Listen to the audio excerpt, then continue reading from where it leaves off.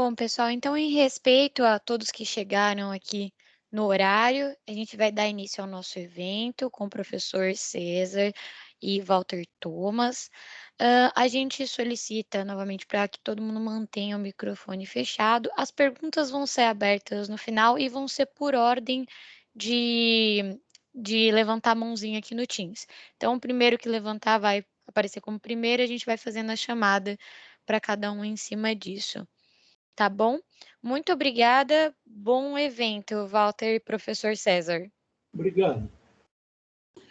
Bom, eu queria agradecer aí a intervenção da Marina, a abertura, e está nos auxiliando, e agradecer a presença, né, sempre importante, esclarecedora do amigo César, que eu chamo sempre como professor, porque estudei com ele, e toda hora estou aprendendo, e aprendendo muito, e nesse sentido, o professor César é extremamente generoso.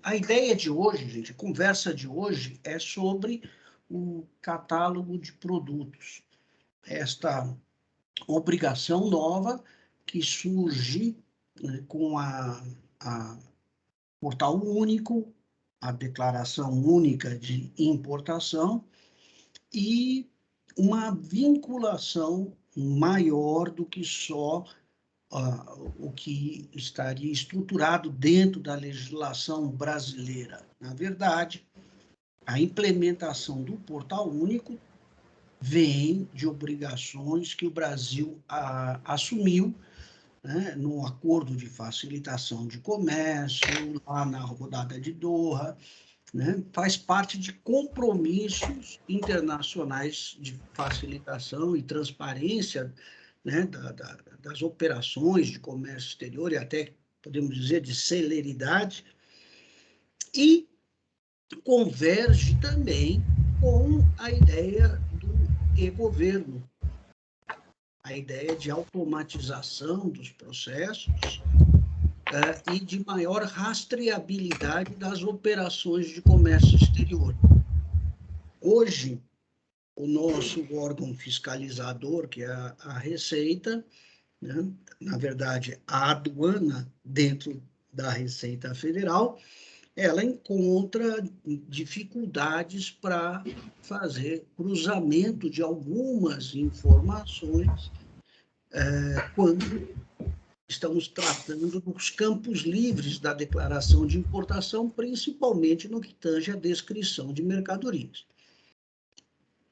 O catálogo de produtos, né, com a criação dos atributos, busca automatizar e digitalizar esse processo, o que é muito bom para o país, é muito bom para o comércio exterior, mas é perfeito, né, para o órgão fiscalizador, porque aí eu faço, como órgão fiscalizador, um cruzamento mais célere, mais assertivo, e automatizo o processo fiscalizatório o máximo possível, né?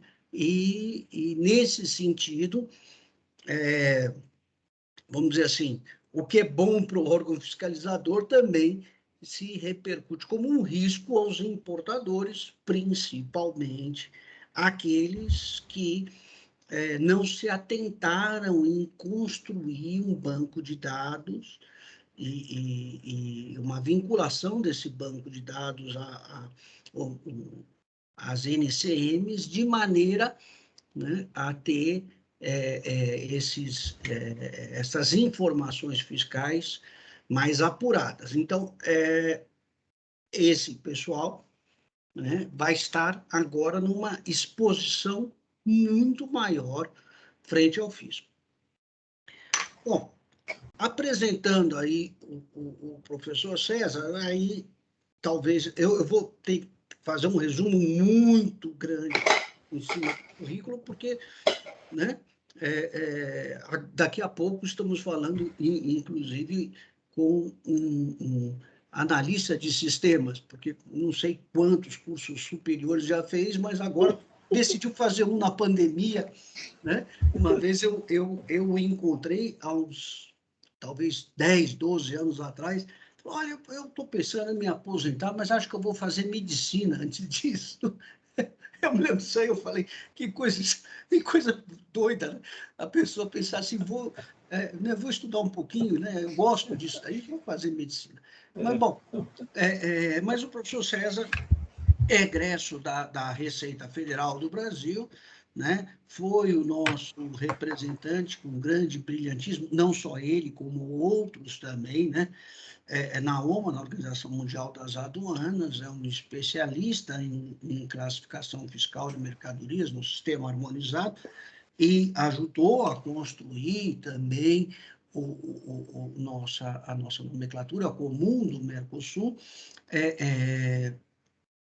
Ainda no governo fez a NBS, depois teve o convite, né, e participou, se não me engano, via Banco Mundial, da construção da nomenclatura de serviços do Paraguai e mais algumas outras, né, participações internacionais, e grande especialista, e agora, mais recentemente, antes de, né, ou durante a decisão de fazer mais um curso superior, então o professor participou da criação dos atributos, né, cuja consulta pública se encerrou agora, no 31 de dezembro de 2021, né, e aguarda então, as próximas fases para que se constitua como uma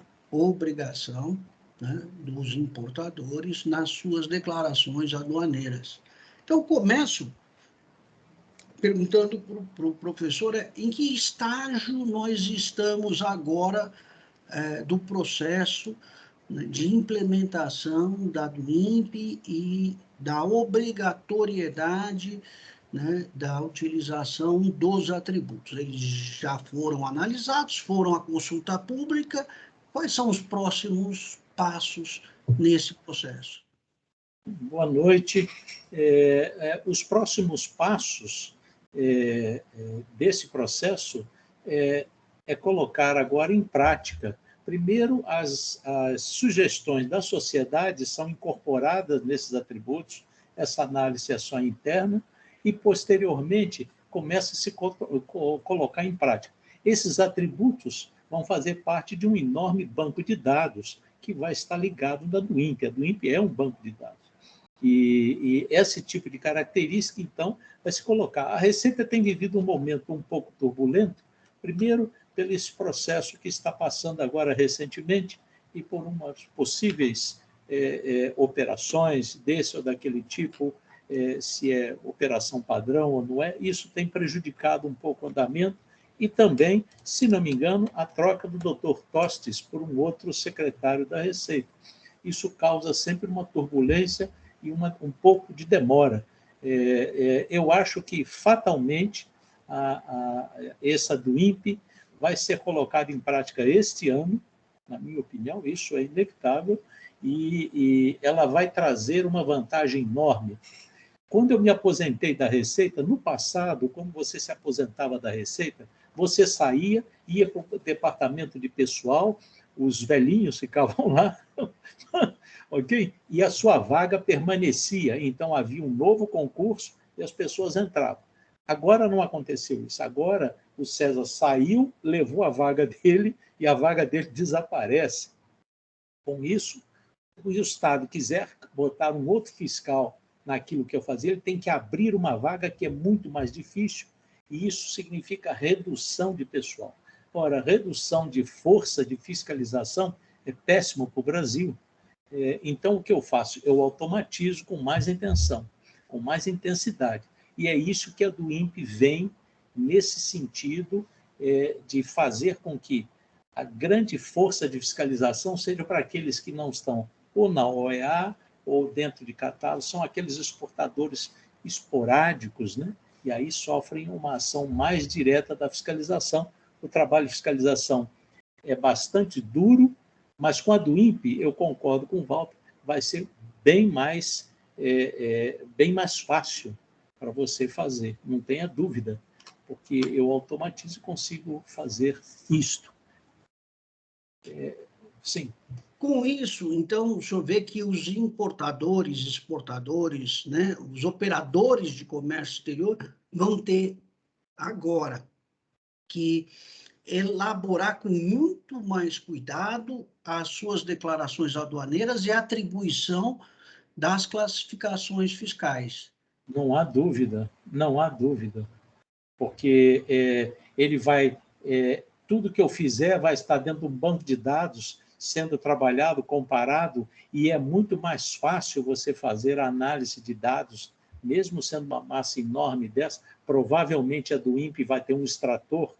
O extrator é um pequeno programa que extrai de um CNPJ tudo que ele está fazendo no Brasil nos últimos 5 anos, por exemplo, ou nos últimos 2, 3 anos, e isso pode ser uma vantagem para a fiscalização, porque eu consigo compartimentar, só olhar aquele contribuinte e ver em tudo que ele trouxe quais as diferenças de classificação, se estão diferentes ou não daquilo que era proposto no catálogo. Lembrando que você tem que estar com as suas informações colocadas lá. Você faz o seu catálogo e coloca lá. Se você coloca isso errado, você vai enfrentar um problema muitíssimo maior, né? Professor, veja, um ponto que às vezes a gente, e eu queria lhe ouvir com mais profundidade sobre isso, é que às vezes a gente depara conversando com os importadores, é o entendimento de que após a liberação aduaneira, né, então a mercadoria foi desembaraçada, ele acaba com todas as suas obrigações fiscais. Ou seja, aquilo está resolvido, já foi liberado da aduana, ele não tem mais que se preocupar com isso, e muitos deles, quando há uma revisão aduaneira, se surpreendem. O senhor poderia explorar um pouco mais isso daí? No Brasil, a decadência é em 5 anos do ano subsequente ao ano em que ocorreu o fato gerador. Por exemplo, se hoje é 2022 e ocorreu um fato gerador que poderia ser alvo da fiscalização, a fiscalização tem o prazo 23, 24, 25, 26, 27, até 31 de dezembro de 2027 para se manifestar naquele caso. Lembrando também que quando eu faço uma importação, mais de 80% das vezes é canal verde. Sequer foi olhado, vai embora. Amarelo é uma conferência de papéis. Eu não vi. Por exemplo, o papel está escrito óculos. Ok, óculos, está aqui, tudo. Mas eu chego lá, são hastes de óculos, só essa hastezinha aqui. Ok? Então, ir no vermelho é que realmente mostra onde o verdadeiro fato da mercadoria. Você comprova visualmente o que é, ou por uma análise, esse tipo de coisa. Então, na realidade, não tem razão sobre isso. Existe uma lei, que é a 10.833, de 2003, que é claríssima, se eu não me engano, acho que o artigo é 68, que diz que eu, como fiscal, eu posso comparar, dizer que todas aquelas mercadorias declaradas do mesmo jeito que estão declaradas aqui são iguais ao que se apresenta na minha frente. Então, com isso, essa é a base da revisão aduaneira, e ela passa a ser um enorme problema, porque, você já pagou o IPI ou não? E se pagou o IPI, você não tem caixa, tem que pagar um aumento de IPI ou o próprio IPI. Por exemplo, você botou num código que estava 0 de IPI, você vai ter que pagar o IPI, e essa mercadoria já foi entregue ao consumidor final, que não vai pagar nada. Quem vai suportar é você. Normalmente, as revisões aduaneiras são bastante intensas em termos de capital, de penalidade. São 5 anos.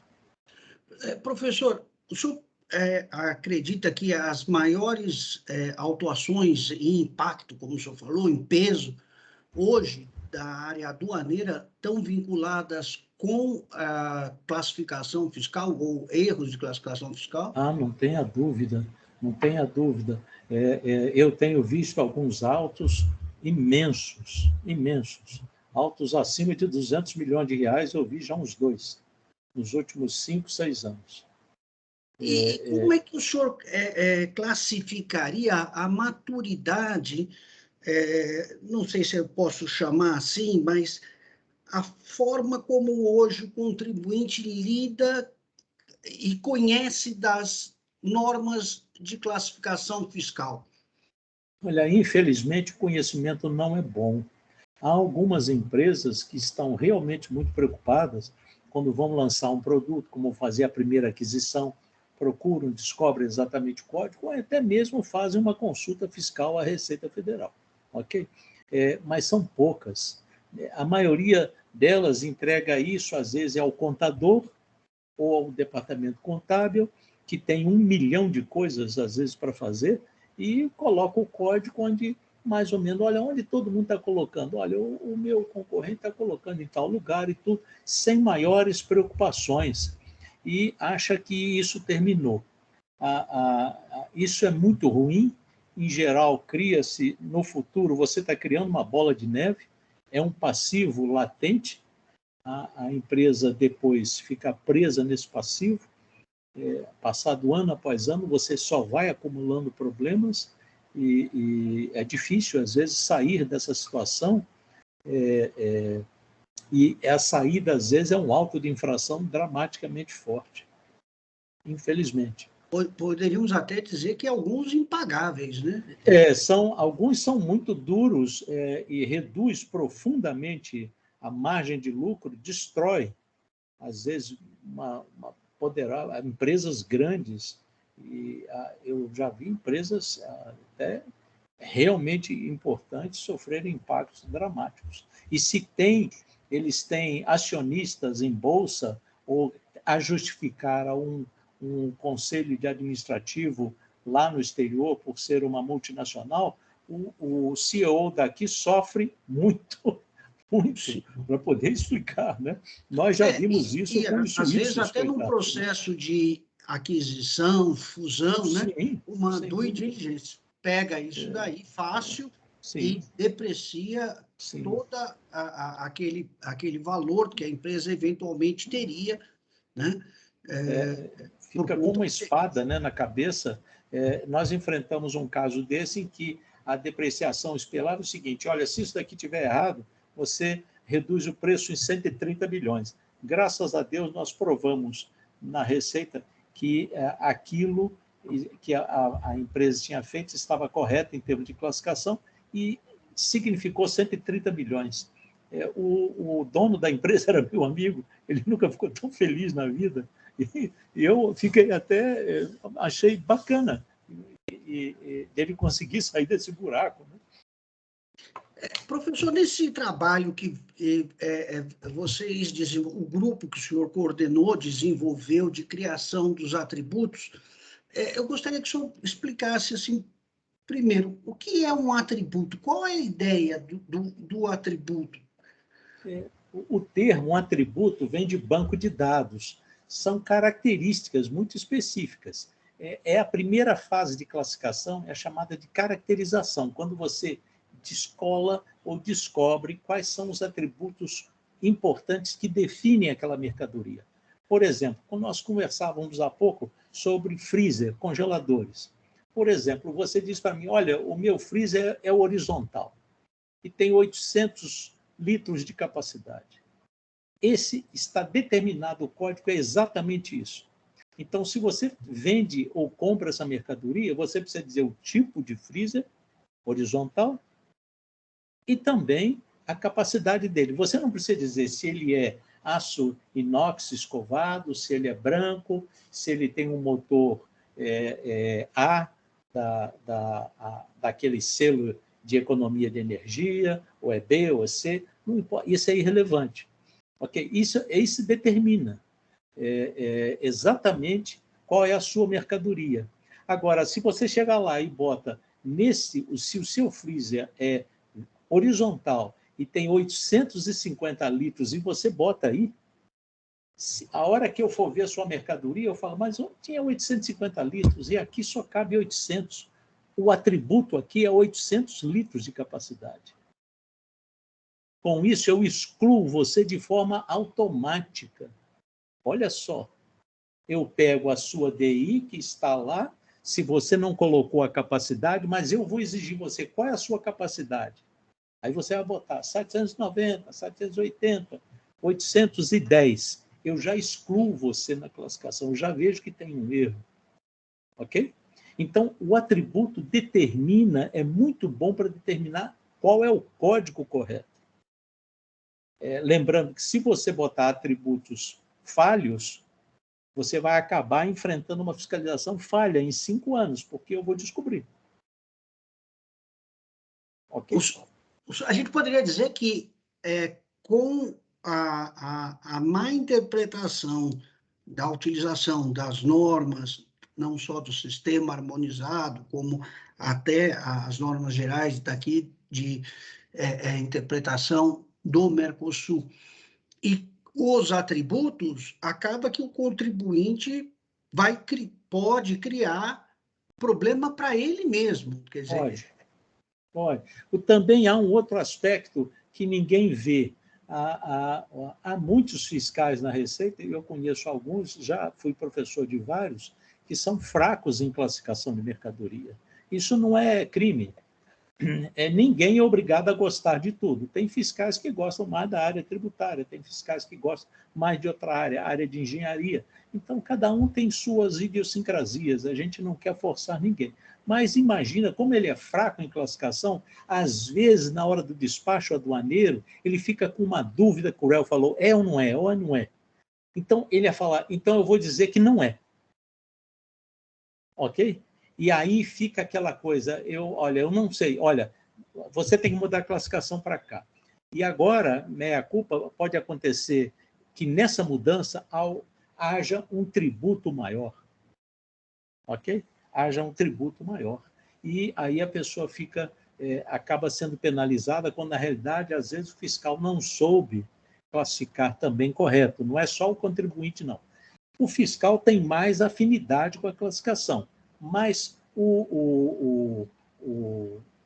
deixa aparecer um negócio aqui. O fiscal tem mais afinidade com a classificação. Às vezes a pessoa nem tanto. Há muitos despachantes aduaneiros e auxiliares de despachante aduaneiro no passado, e agora despachantes mesmo, que às vezes não sabem exatamente classificar. E isso causa problema, mas lembrando que quem é o responsável é a empresa, né? E não é o despachante. Isso é um problema. Há muitas normas, é verdade, mas há todo um processo de classificação que as pessoas ignoram e, às vezes, é demorado, né? Uhum. Eu acho que algumas coisas, assim, a gente precisa ser até um pouco cruel, mas explicar e deixar claro, né? Primeiro, a função de um auditor fiscal. Muita gente atribui até um caráter de maldade, né, para aquela função. Eu sempre converso sobre isso com os alunos e explico, veja, essa pessoa foi contratada pela sociedade e é paga pela sociedade para exercer esta função específica. É verdade. Imagine você encontrar um auditor, né, depois de 30 anos, 35 anos de trabalho, e ele se vangloriar de nunca ter feito uma autuação. Você vai dizer, olha, você não trabalhou, você não fez o que deveria, não é isso? Verdade. Então, precisamos entender que esta é a função e precisa ser... Outra coisa são essas falácias.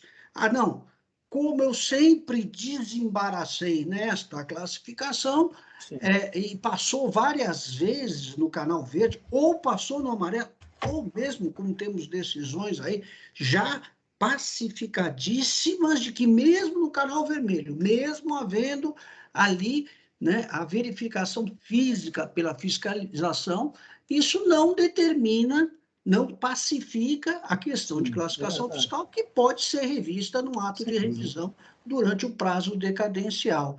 Sem né? dúvida. Uma outra coisa que, por incrível que pareça, já vi também em defesa de auto de infração, é tentar transferir a responsabilidade ou ao despachante ou ao contador. Não há como. Não, A não existe. responsabilidade por aquele passivo tributário é do Sim. contribuinte.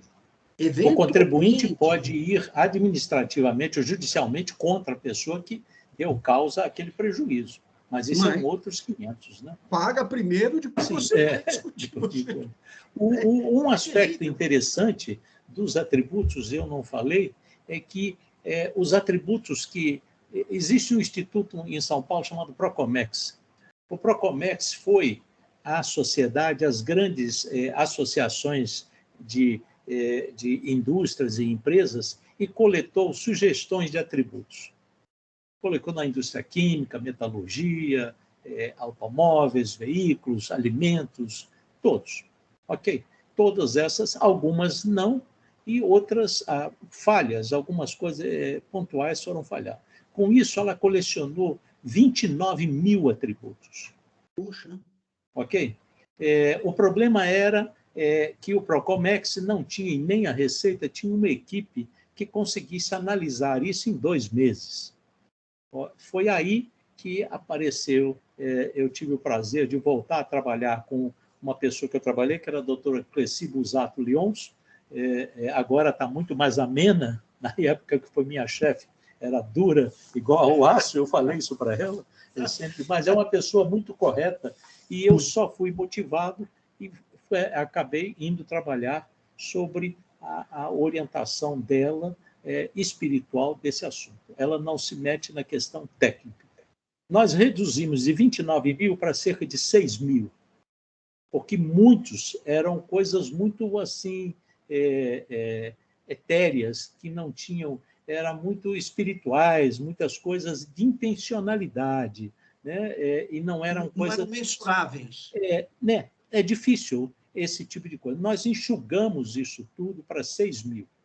Okay? Esses 6 mil é que fazem parte dessas consultas que foram feitas à sociedade. Agora a sociedade dá outra sugestão, livremente, e aí a análise da Receita para então sair o atributo. É evidente que os atributos vão sendo incrementados ao longo do tempo, mas é uma boa base para trabalhar e você poderia classificar quase tudo lá. Vamos falar assim uma coisa absurda. Você vende uma camisa de malha e ela não é de malha. Por exemplo, malha é um atributo. Nem precisa ir muito longe, mas o tipo de aviamento, isso tudo pode ser um atributo mais profundo nesse ou daquele caso. Então, esse é o conceito dos atributos e as pessoas devem se adequar a esse tipo de nova prática que o Brasil vai ter em 2022, na minha opinião. Sim. E aí, quando você cria um atributo, você vai acabar indexando aquela informação a um código que consegue ser, então, analisado pelos sistemas informatizados da Receita, né? Sim, com isso, corta-se muito o trabalho, porque, por exemplo, eu sou um fiscal, eu sei muito de classificação, suponha, e há vários fiscais que sabem muito. Aparece uma declaração que não é correta, ok? Eu faço a correção, peço ao contribuinte, o contribuinte altera ou não altera. Se não alterar, eu faço o auto de infração. A regra é essa. Muito bem. Como eu fiz o auto de infração e aí a pessoa diz, mas eu sempre tenho importado isso, eu mando para a revisão aduaneira para ver os últimos 5 anos. Está feito, eu não prevariquei. Bom, acabou. Agora, há casos de o fiscal não saber. Esse fiscal que sabia criou um auto de infração ou fez a devida correção de maneira perfeita. Esse auto não vai cair, o dele não cai e ele vai vencer, o Estado, de um jeito ou de outro, vai receber esses créditos que lhe eram devidos. O fiscal que não sabe muito bem classificar pode também seguir o mesmo caso e a pessoa não quis mudar e foi para o auto. E o auto cai. Um auto de infração, uma vez eu falei isso para um juiz, o juiz discordou de mim. Eu falei, um auto de infração, no mínimo, custa R$40 mil, na época que eu falei, mas no mínimo, esse é o custo do Estado. Ele disse que não, que na justiça são R$6 mil e tudo, mas ele esqueceu um monte de coisas, ele só viu o lado do Estado. Eu estou dizendo, para a sociedade, deve custar entre 40 e 50 mil, há autos de infração de alguns milhões de reais, que nunca serão pagos, mas custaram à nação brasileira 40, 50 mil reais hoje, talvez. Se você tem estoques de mais de 100 mil processos e dizer que 50 mil disso não vai proliferar, não vai chegar a bom termo para o Estado, você veja que há um prejuízo imenso. Com a do INPE, você corta isso muito profundamente, porque não há como você crescer como nação. Nessa maneira, você vai ter milhões de outros autos de infração e nunca vai reduzir isso, nunca vai reduzir o estoque, isso vai ficar enorme. Era muito caro, você sobe em cima de processos de papel, era uma montanha. Agora não mais, está tudo digitalizado, graças a Deus. Então, na realidade, a do INPE também, ao botar o catálogo de produtos, reduz essa possível quantidade de autos. E mais uma única coisa ainda do catálogo, ele vai ter capilaridade, ou seja, se você só faz a mercadoria no Brasil e vende no IPI, eu, fiscal do IPI, vou usar o catálogo. Para dizer, não, espera lá, nesse código aqui não tem, era um freezer horizontal, mas de 820 litros. Então, você não devia estar nesse código, e sim no outro código, outros. E eu quero a diferença do IPI. Ah, mas eu não tenho diferente do IPI. Bem, você errou na classificação. Não há erro de classificação em IPI. Ok? Mas há possibilidades de se ver que tributos afetam que tributos. Por exemplo, afeta o ICMS, era substituição tributária ou não? Então, eu comunico ao ICMS, porque eu sou obrigado a informar o ICMS do meu estado, ou do estado do produtor do produto, só alterações possíveis, alterações no ICMS. Certo. Desculpa o mau termo, mas o que a gente poderia, assim, de maneira resumida, falar é que agora vão ser casos de fratura exposta, né? Sim, sim. Casos que a gente nem defende. A gente recomenda o seguinte, por favor, pague. Não tem salvação. Eu acho que uma coisa importante também para trazer, né, nesse fórum de discussão é entender nesta lógica de uma informatização dos processos, é que do catálogo de produtos você vai migrar para a mercadoria que vai compor a do INPE, aquela Sim. transação física, né, da entrada da mercadoria no território aduaneiro. Dali você vai mais tarde para a nota fiscal de entrada, vai para o bloco K, vai para o seu controle de inventário e vai para a nota fiscal de... Quer dizer, acabou o milagre, né, de transformação, né, no estoque, né? E aí da transformação do estoque, a mercadoria entrava com uma NCM, não sofria industrialização e saia com outra. É verdade. É verdade. Então, tudo isso... E isso tem efeitos dramáticos, porque, na realidade, por exemplo, eu tenho lá os meus atributos, a Receita tem os atributos dela. Eu cheguei com a mercadoria, é um freezer horizontal, mas tem uma alça assim, assado, ok? Às vezes vem foto, ele pede fotografia até. Isso tudo é guardado num grande banco de dados. Então, quando eu olhar aquele código, todas essas mercadorias vão estar ao meu alcance.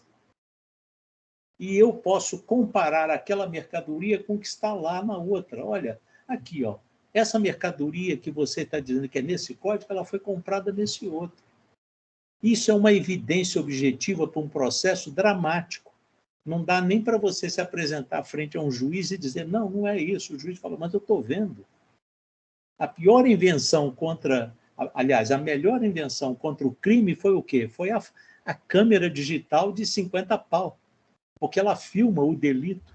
E aí o bandido não tem como dizer que não fez, né? Fala, olha ali, eu estou vendo o senhor ali. O senhor está roubando a carteira dele. Eu vi.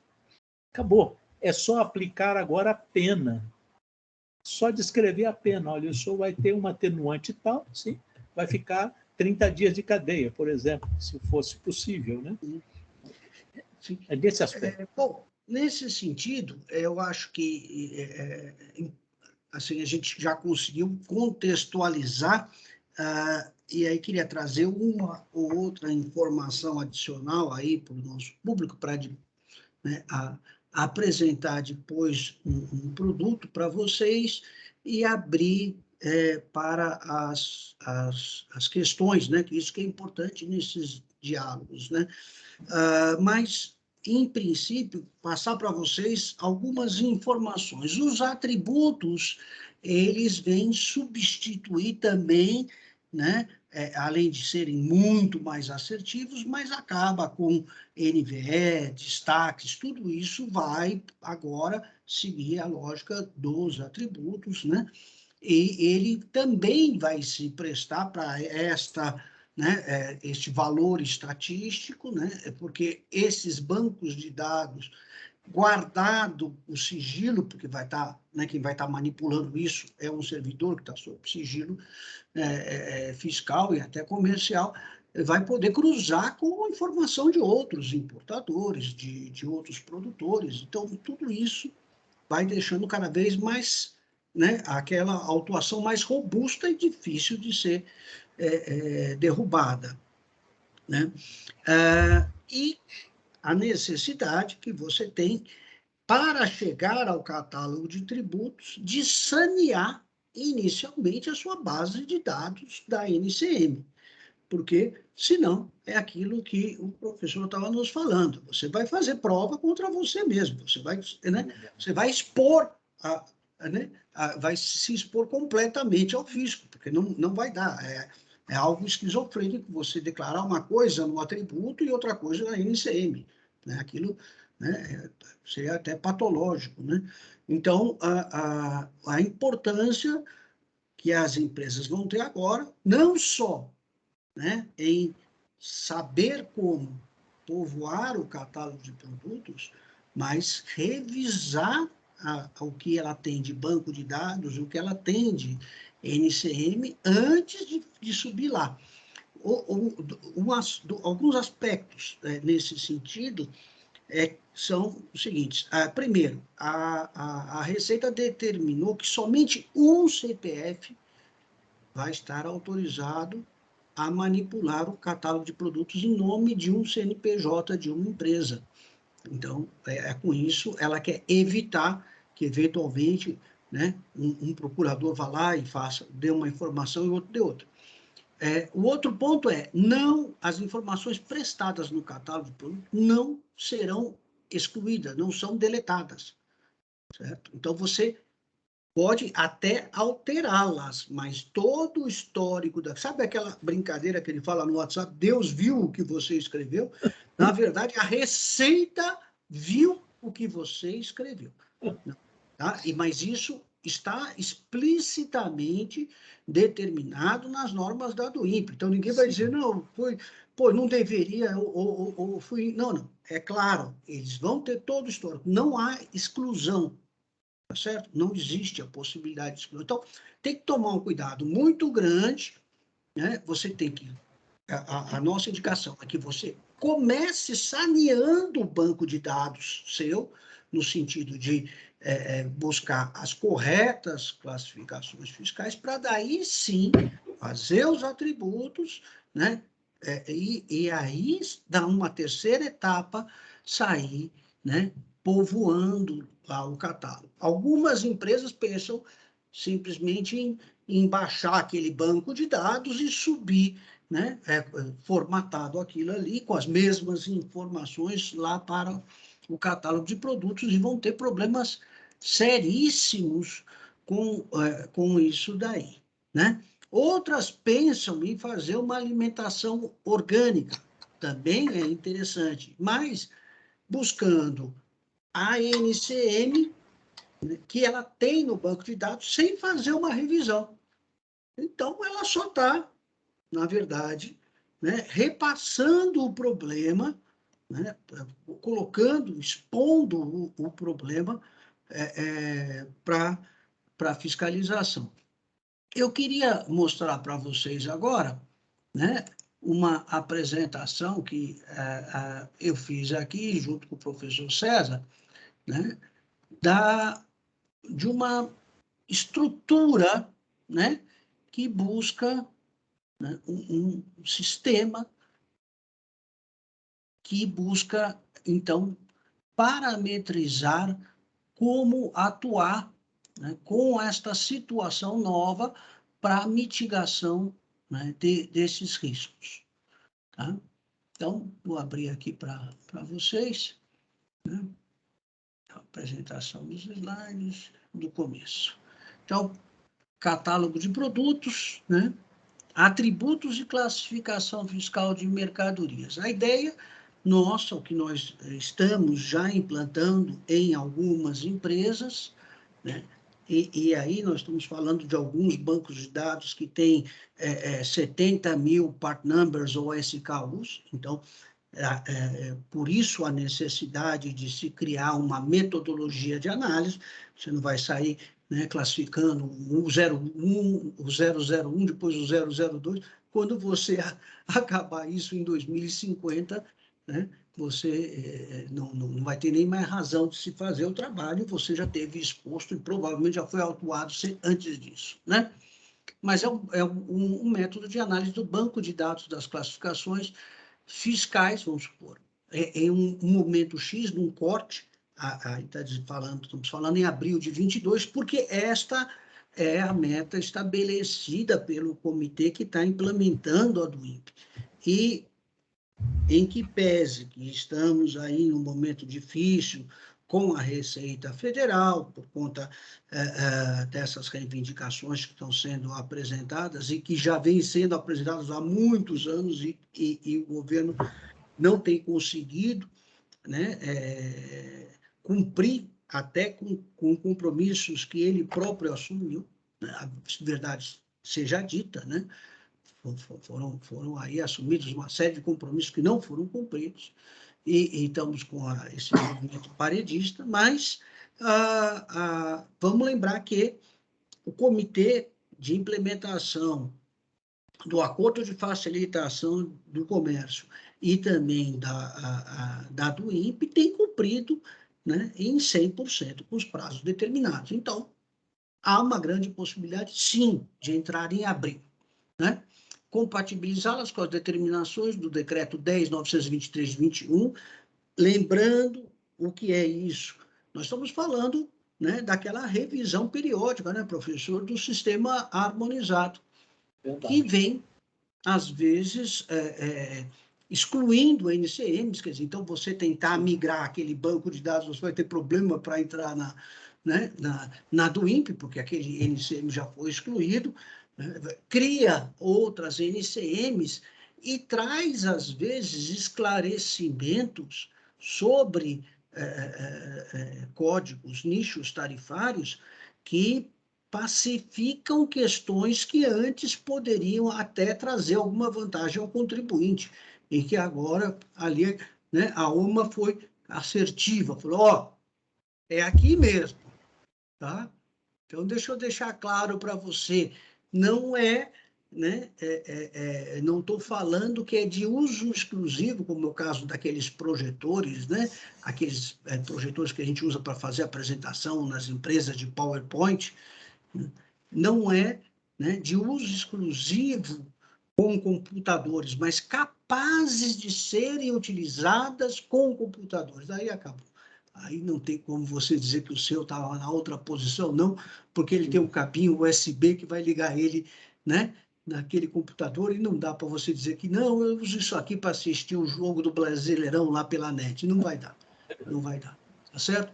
Então, sanear as informações para entrar, então, no catálogo de produto. Bom, vamos dar uma olhadinha qual é a ideia. A ideia é fazer, né, essa seleção por filtros de camadas, é assim que a gente tem trabalhado. A primeira parte, né, isso dentro do sistema, né, do software, a primeira parte tem sido desconsiderar a primeira linha de corte, a decadência. Né? A gente falou, deixou muito claro aí como é que funciona a decadência, né? O fato de você ter errado 5 anos não lhe dá o direito adquirido de nada, né? Só de receber um auto de infração mais gordo. Então, essa coisa, o mercado faz assim, né? Ou mesmo eu sempre fiz assim, não vai lhe ajudar em nada numa defesa. A tendência, inclusive, né, é piorar. Eu chamo atenção, né, para outros lançamentos. Bom, além disso, né, depois dessa fase, então, a gente trabalha com as posições oficiais. Vamos lembrar que existem, como o professor citou também, processos de solução de consulta exarados pela Receita Federal, né? Tem também ali um banco de dados da própria AUOMA, né? Que não atende o contribuinte diretamente, atende os governos, né? E você tem até os ditames do Mercosul, e essas posições já estão ali, vamos dizer, consolidadas. Então, imaginando que você sai de um banco de dados de 70 mil itens, SKUs, né? Com a decadência você pode passar, vamos supor, são números hipotéticos, mas só para ajudar no raciocínio, para 50 mil SKUs. Aí, quando você vai comparar com as soluções de consulta, né, ou com essas informações da OMA, você, de repente, consegue reduzir para 35 mil ou para 25 mil, né? SKUs. Lembrando que SKUs não são NCMs, né? Uma NCM serve para, né, uma quantidade enorme de SKUs. Depois disso, aquele princípio, né, do Pareto, verificar a quantidade e o valor para determinar o grau de importância e o nível de risco. E aí, lembrando, né, o que o professor falou também, né, o Estado determinou até um valor máximo, mínimo, para, né, lançar uma cobrança. Se não me engano, são 20 mil reais. Então, o Estado nem vai se movimentar por isso. Mas, aí, assumindo, né, o que ele chamaria de apetite para risco, o contribuinte pode dizer, não, até 100 mil, 200 mil é um grau de exposição que eu ainda quero, posso ter nas minhas operações. Então, acima disso aqui, eu já acho que eu estou em risco, né, um risco maior, mas abaixo disso daqui eu assumiria. Com isso, você também faz um novo corte, né? Reduz o universo que vai ser verificado. Numa próxima etapa, a gente verifica o que são chamadas características determinantes, né? Você tem casos que são explícitos, né? Você não tem calça, jeans, é algodão com denim, pode ser masculino ou feminino, é a mesma classificação, né? Não há muito, né, ou pouquíssima possibilidade de errar, né? Então, algumas coisas são literais.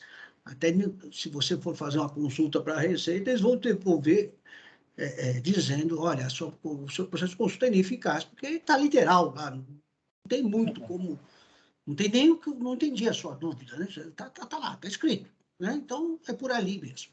E, então, fazer um novo corte com isso.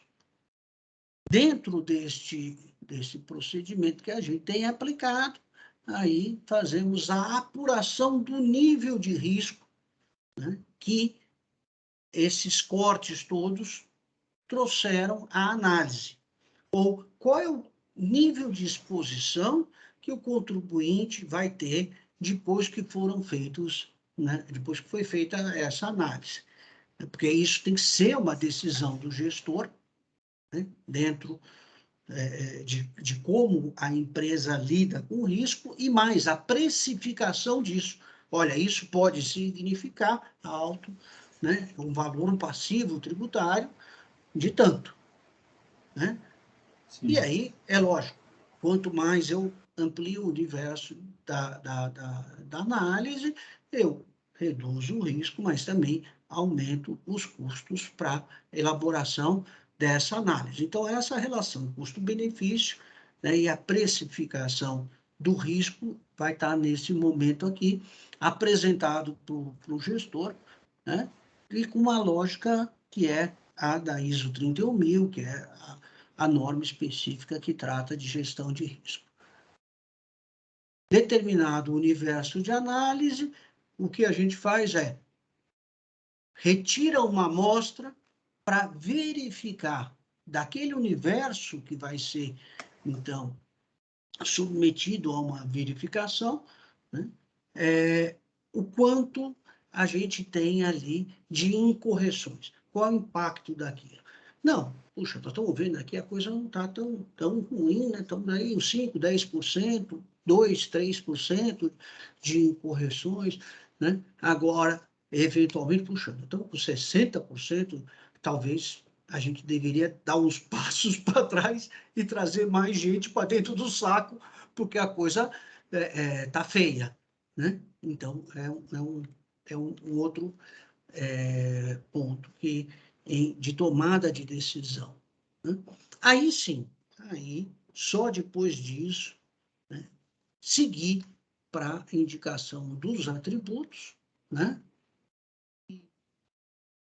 A elaboração, né, desse banco de dados saneado que vai lá povoar o teu escaninho, o teu banco de dados lá dentro da Receita, vai ficar à disposição, né, para o controle aduaneiro. Esse processo, até, né, ali do INPE, está em azul, né? Então, em azul, vamos pensar o quê? São esses 5 passos que eu tenho, eventualmente, já um passivo tributário e tenho um compromisso, né, que pode ser cobrado por meio da aplicação das penalidades pecuniárias, das multas, com o fisco, né? Dali para frente, né, essa obrigação já não existe, né? Por quê? Porque eu não preciso rever atributos, porque eles não existiam antes da data corte que a gente colocou lá, né, do início da obrigação, com abril de 2022, que seja junho, julho, agosto. Então, não preciso ter preocupação com atributos antes disso, né? Eu vou ter preocupação com os atributos depois da data da determinação da entrada em vigor da norma. Agora, já a NCM, sim, né? Essa eu estou carregando ela aí. Só o povoamento do catálogo de produtos destacado, né? Daí passa pelo o final do processo, que é da NCM, que é a determinação da NCM saneada, aí sim, a indicação dos atributos e o povoamento do portal único. Gente, a ideia do que nós estamos fazendo aí com algumas empresas, né, de passar para vocês, é para vocês entenderem a complexidade disso e que simplesmente pensar, né, em transportar sem nenhuma crítica o seu banco de dados para a do INPE pode ser algo extremamente perigoso para a sua empresa, pode colocar em risco a saúde financeira dela, inclusive, né? Então, a gente recomenda fortemente que vocês aproveitem esse momento, não para pensar só em, puxa, como é que eu vou povoar lá? Não, não. Cuidado, que você pode estar trazendo, né? Você está trazendo um vírus que vem lá, né, do seu banco, ele vai contaminar todo o raciocínio, né? Todo aí os pontos daí para frente. Vou passar a palavra para o professor César, né? E depois a Marina, se a gente já tem questões aí apresentadas, né, a gente já, né, poderia começar com essas questões, né, ou mesmo se as pessoas quiserem abrir o microfone e perguntar, daí a Marina vai ver, né, como é que é melhor disso ser feito, né? Professor, está consigo aí a palavra, e eu queria já aproveitar e tentar entender consigo uma coisa. A ideia, então, é que o catálogo de produtos ele vai sofrer com o tempo, né? Ele pode sofrer alterações, exclusões e incrementos. Sim, e adições também, porque as mercadorias mudam. Por exemplo, na área de informática, há uma enorme quantidade de novas mercadorias todo dia sendo apresentada. Então, se você é um grande distribuidor de mercadorias e você compra e distribui no mercado, pode ser sazonal, ou seja, você não compra todo ano. Você comprou o suficiente, no ano que vem você não compra, passou a moda. Isso também acontece até naqueles, por exemplo, uma compra de 2017 não significa se repetir em 2018, mas você tem que estar com ela à mão, porque a decadência dessa 2017 vai ocorrer em 2023. Então, na realidade, você tem que levar em consideração isso também. Novas mercadorias chegando, novas tecnologias, novas coisas. Por exemplo, é o caso da posição 8443, que são as impressoras. Lá tem uma série de impressoras. As impressoras estão sofrendo enormes mudanças, okay? De tamanho de papel, isso e aquilo, tudo isso começa a ter impacto. Essa nova nomenclatura, que é a de 2022, que entra em vigor em 1º de abril, ela fez um caminho inverso. Todo ano a gente desdobrava, quebrava códigos. Agora ela começou a unificar códigos. Por quê? Certas mercadorias não têm mais expressão. Então, por uma questão de economia, você contrai o código. E aí que você usava, por exemplo, suponha, 851439 virou 851400. Então, mudou totalmente a sua nomenclatura. E, por outro lado, está acontecendo desdobramentos maiores. Onde? Nos medicamentos, no capítulo 30. É uma avalanche de novos medicamentos. O capítulo vai ser reformado, é uma questão de tempo. Então, sim, você pode ter efetivamente novas mercadorias entrando no catálogo, novos atributos, ok? E também mercadorias separando. Por exemplo, aquele chaveiro que tinha um pompom que as moças penduravam na bolsa e andavam, a moda passou. Acho que ninguém mais anda com aquele pompom em lugar nenhum, né? Já não usa mais. Mas houve uma época que estava lá no fim do capítulo 67 e aquele pompom era importado muito.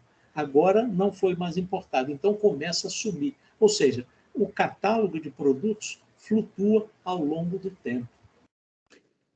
Certo. Então, vai ser importante, inclusive, para as empresas acompanharem, como também elas vão poder, de certa forma, também intervir no sentido de apresentar a esse comitê gestor sugestões, né, de incrementos de atributos. Sim. Na realidade, o que a Receita faz é muito inteligente nos aspectos, porque ela pede a sugestão sua, que é o importador, e amanhã ou depois, se alguma coisa sair errada, eu digo, mas foi você que sugeriu.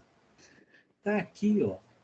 Então, isso daí é um enorme problema de você lidar. Qualquer fisco no mundo inteiro é sempre difícil, complicado. O fisco da Inglaterra, o IRS americano, quem for. Mas você deve ter, então, cuidados para ter solidez. Aquele catálogo de, sei lá, X mil produtos, quando for emagrecido, vai chegar um ponto que ele é somente um grupo. Esse grupo é que responde por exemplo, 80% do faturamento da empresa. Lembrando também que quando você corrige uma NCM que você tem comprado nos últimos 5 anos, tem um enorme impacto nas notas fiscais que você emitiu. Então, não só alterar a NCM, tem o custo de alterar notas fiscais. Não é alterar, fazer correções, isso é possível, mesmo sendo eletrônico.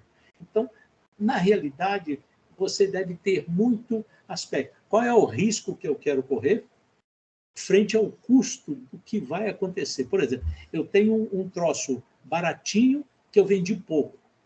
mas eu vendi pouco, eu vendi 5 mil. Tem 5 mil notas fiscais, isso vai custar quanto?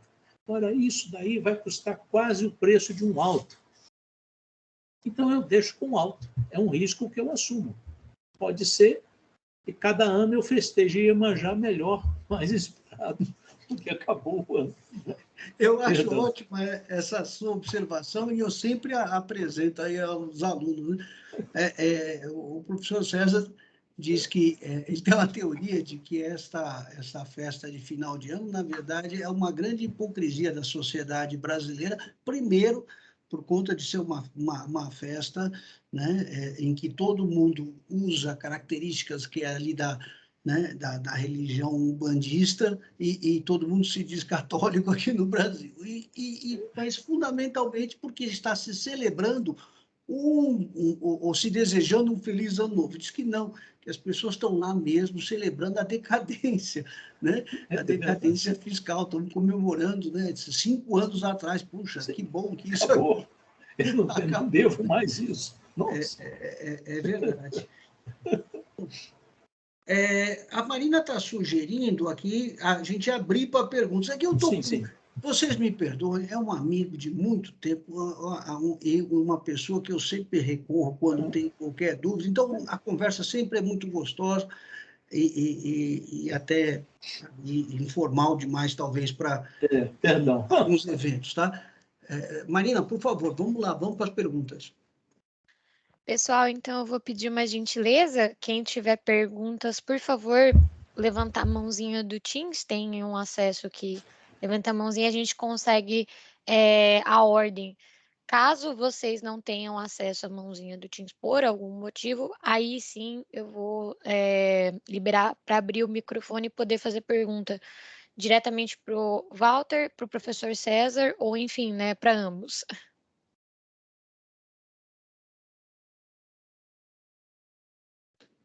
Eu estou vendo aqui na relação do histórico, para ver se tem alguma pergunta.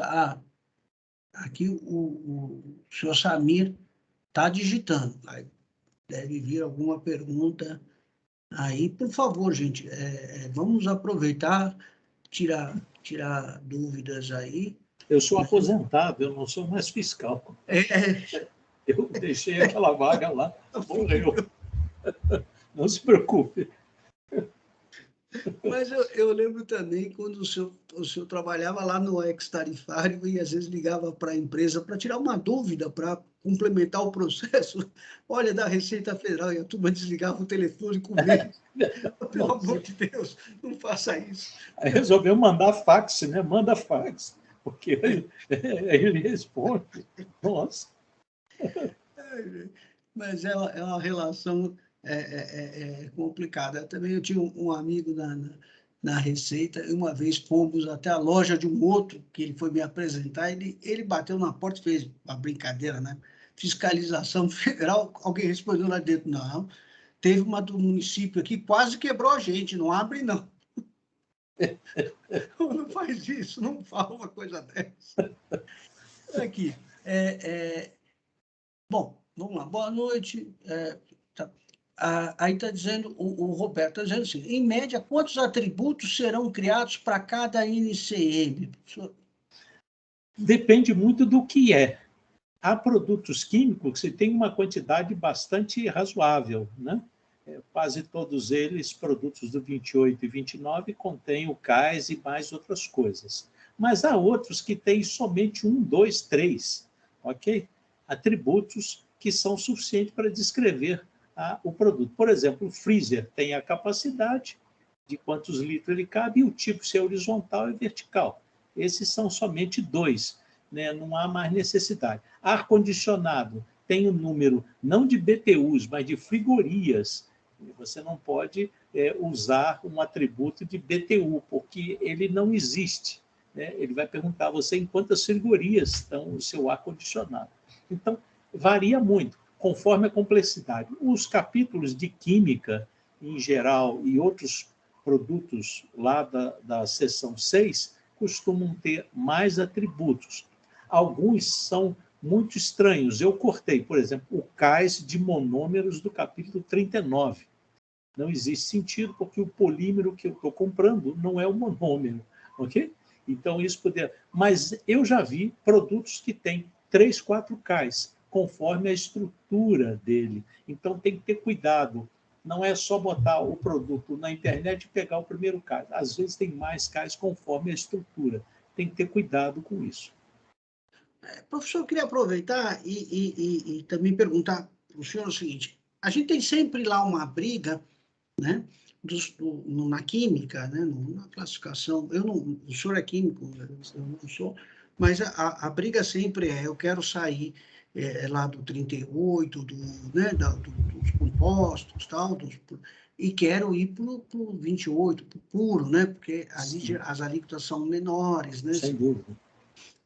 Com os atributos, também o fisco vai ficar mais claro para o fisco entender isso?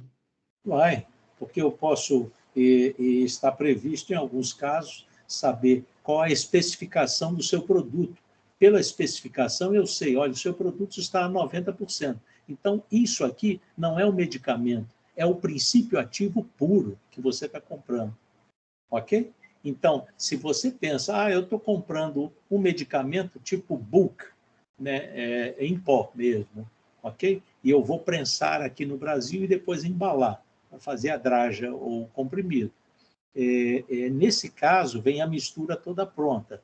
Nesse caso, eu não posso jogar no 29, porque ele já tem um recipiente, tem tudo. Então, quando eu pedir a formulação do produto e você colocar isso, recipiente tantos por cento, eu sei que já não é no capítulo 29. Tem um erro aí, ok? Entendi. Então, isso devia ser 30. Okay? Temos aqui uma outra pergunta também do Roberto, agradeço. Podemos, então, ter como base a atual NVE? Eu acho que é muito mais amplo, né? A NVE foi uma tentativa do Leonardo, que chefiava a divisão de valoração, e é uma tentativa da Receita também, Leonardo de Macedo. criar, que agora acho que é o nosso representante em Buenos Aires. Está lá em Buenos Aires, sim. Então, eu vejo ele pelo Facebook, eu estou dizendo. Então, na realidade, a tentativa era criar alguma especificação. Como ele não tinha mão de obra, por exemplo, o pessoal da Abit, que é o Mosca e tudo, todo mundo começou a juntar elementos para caracterizar roupas, tecidos, essas coisas todas, e funcionou muito bem. Mas há casos, por exemplo, alguns ácidos do capítulo 29, em que há uma confusão, se é um éster, se é um sal, se é isso causa uma enorme confusão. A NVE, eu acho que ela, por si só, já não nos serve mais. Ela tem servido para criar mais confusão do que verdadeiramente separar produtos. Eu acho que o atributo na NUIMP vai ser mais efetivo para deixar claro qual é o produto. Eu queria até dar um testemunho da minha parte, né? Como está agradecendo aqui o Roberto pelo esclarecimento, nós agradecemos pelas perguntas, mas eu participei junto com um cliente meu, que é um varejista da área de confecções, na criação da NVE, né, dos capítulos, né, de tanto tecido plano como malha, das confecções, né? Na participação mínima. Na verdade, quem fez esse trabalho árduo foi hoje presidente hoje a presidente da BVTEX, que é o Edmundo Lima. Ele fez 99,9% de todo o trabalho. Mas, só para dar um exemplo aí, ao amigo Roberto, veja, na NVE, nós, quando inicialmente tratamos aquilo, falando de camisa 100% algodão, tecido plano, masculino. Então, tinha lá sem manga, né? Depois manga curta, depois 3/4, depois manga comprida. Na redução feita capitaneada pelo professor José César, eu achei que foi muito mais assertivo, porque trabalhou simplesmente com ou sem manga. né? Então, eu acho que, nesse sentido, foi muito melhor. Agora, a NVE ela se aplicava a poucos capítulos, até porque era um trabalho, né, hercúleo, né, aquela construção.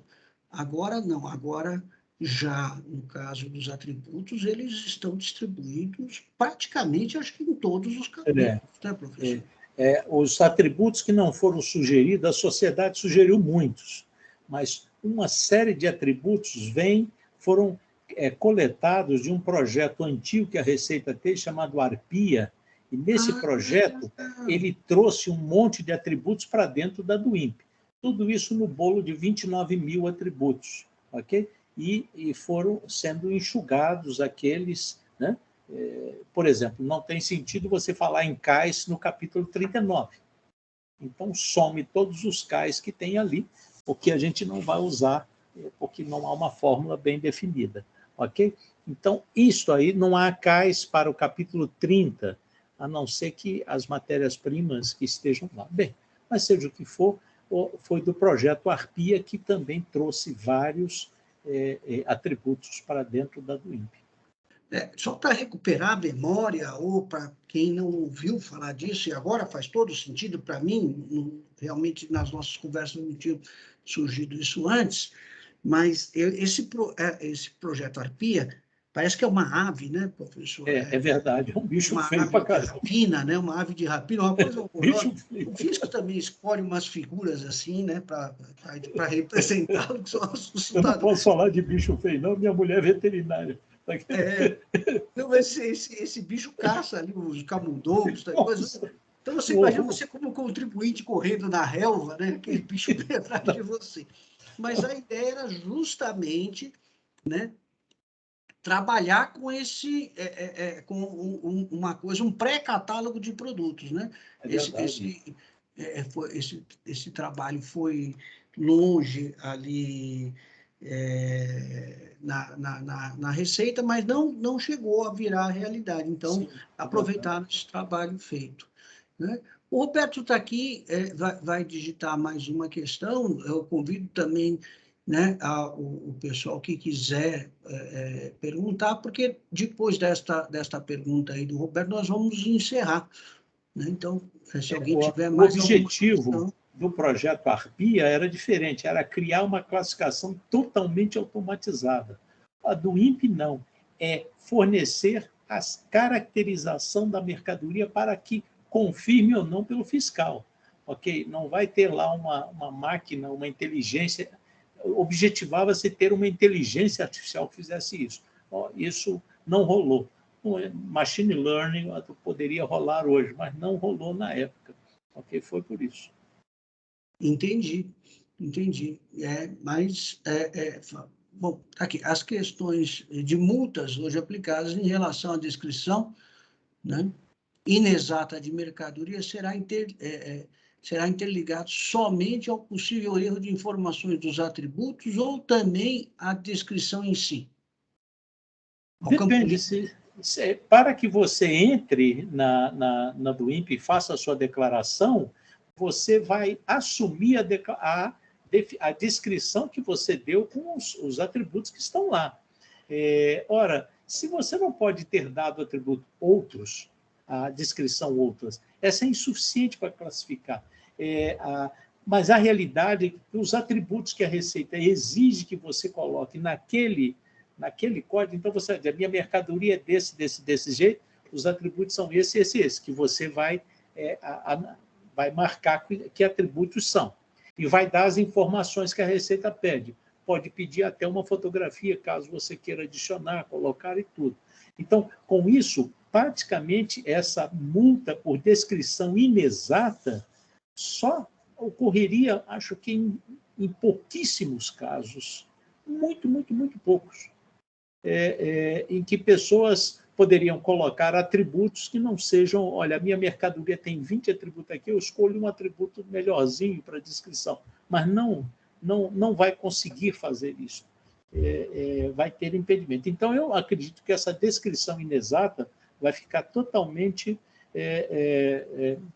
abandonada, ou todos os elementos para classificar vão estar ali na do INPE. não há o que discutir. Ok? Obrigado, Roberto. Gente, é importante também que a gente diga que, nesse processo de racionalização, que o Acordo de Facilitação de Comércio, né, que o Brasil foi signatário, que está gerando todo o portal único, do INPE, tudo, que não temos só notícias ruins, não. Né? O catálogo de produtos vai ser aí vai trazer uma enorme agilidade, né, para as empresas na hora de preparar suas declarações aduaneiras, vai facilitar muita coisa, como também, né, o Beto falou, algumas multas, né, vão cair até talvez em desuso. E uma delas, que é mais impactante aí, se pretende extinguir, é aquela multa pela falta de licenciamento, né, ou de licença prévia, a emissão da licença prévia ao embarque, que com a LPCO e com a ideia da LPCO, vamos dizer, não diria genérica, mas uma LPCO de cobertura mais ampla do que não só para aquele embarque, você pode ter uma LPCO de 1 milhão de peças e trazer 15 mil, 20 mil peças em cada partida, você vai eliminar esses problemas também, trazendo mais racionalidade para o processo, né? menos risco também para os intervenientes. Bom, com isso, professor, transcorremos aí no prazo e que nós havíamos nos programado, e a conversa duraria muito mais, né? Agradeço muitíssimo, agradeço a presença de todos, né? E vamos aí entendendo, né, essas mudanças e nos preparando, né? Sim.